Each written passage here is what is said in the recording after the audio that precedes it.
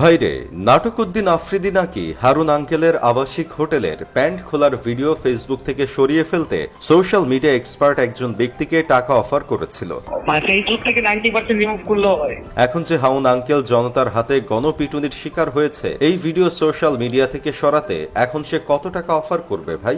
ঘটনা এখানেই শেষ না। দেশে যখন একে একে ছাত্র জনতা প্রাণ হারাচ্ছিল, তখন আমাদের দেশেরা ইউটিউবার ওরফে দালাল উদ্দিন আফ্রিদি সরকারের জন্য একটা ক্যাম্পেইন করতে দেশের বিভিন্ন ইনফ্লুয়েন্সারদের ফোন দিচ্ছিল, যেন সব ইনফ্লুয়েন্সাররা সরকারের পক্ষে ভিডিও বানায় আর ছাত্র জনতা তাদের দেখে আন্দোলনে আর না চায়। গোপনে গোপনে এই কাজ করে বেড়াচ্ছিল আর ফেসবুকে পোস্ট করে আবার নিজেই ডিলিট করে হ্যাকারের নাম দিচ্ছিল।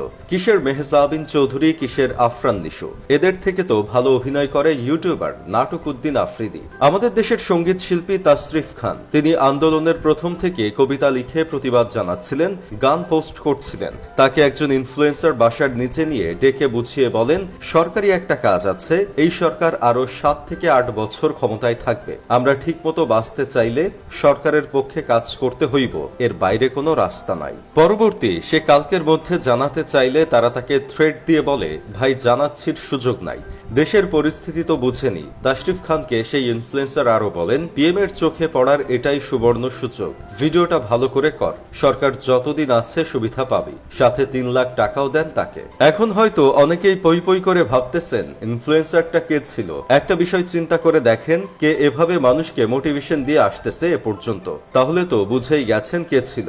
এখন অনেক লোকই মানুষের কাছে ভালো শাস্তে গর্ত থেকে বের হয়ে আসতে চাইতেছে আর বলতেছে, গত 11ই জুলাই মেধার পক্ষে ভিডিও পোস্ট করার পর থেকে অনেক হুমকি আর চাপ মোকাবেলা করে নিজেকে এবং পরিবারকে সেফ করে রাখতে হয়েছে। আমি আমার জায়গা থেকে অনিয়ম নিয়ে বছরের পর বছর কথা বলার চেষ্টা করেছি, তবে ছাত্ররা যে বলিষ্ঠতার সাথে পরিবর্তন শুরু করতে পেরেছে, আমরা আগের প্রজন্ম সেটা পারিনি। এমন সস্তা নাটক ছাড়া কি আর কিছুই করতে পারেন না ভাই? ছাত্রদের পক্ষেই যখন ছিলেন, এত থ্রেট খাইছেন, কিন্তু সরকারের জন্য ক্যাম্পেইনটা তাহলে কে চালাচ্ছিল ভাই?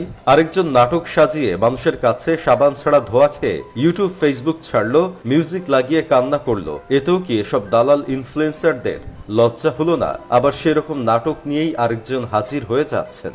ভাই একবার চিন্তা করে দেখেন, তলে তলে এইসব কাজ করে এসে যখন দেখলো তাদের সরকার পালিয়ে গেছে, তখন নাটক সাজিয়ে মানুষের কাছে ইনোসেন্ট সাজার চেষ্টা করলো। এরা দুই মুখ সাপ হয়ে কিভাবে মানুষের সামনে ভালো সাজার চেষ্টা করে, এদের কি একটু এক্সপোজ হওয়ার ভয় কাজ করে না? মানুষকে এতটাই বোকা চৌধুরী মনে করে এরা? আপনারা তো শান্তি রহমানকে তো চিনেন তাই না? ফেসবুকে যারে নাচতে দেখা যায়, যার ছাদে খেলতে খেলতে প্রেম হয়ে গিয়েছিল, তাকেও সরকারের পক্ষে ভিডিও বানানোর জন্য টাকা দেওয়া হয়েছিল।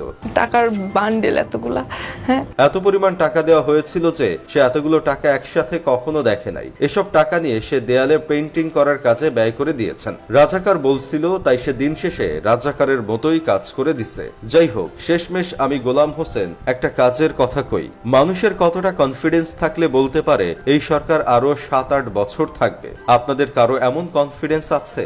না থাকলে এইসব ইনফ্লুয়েন্সারদের সাথে যোগাযোগ করতে পারেন।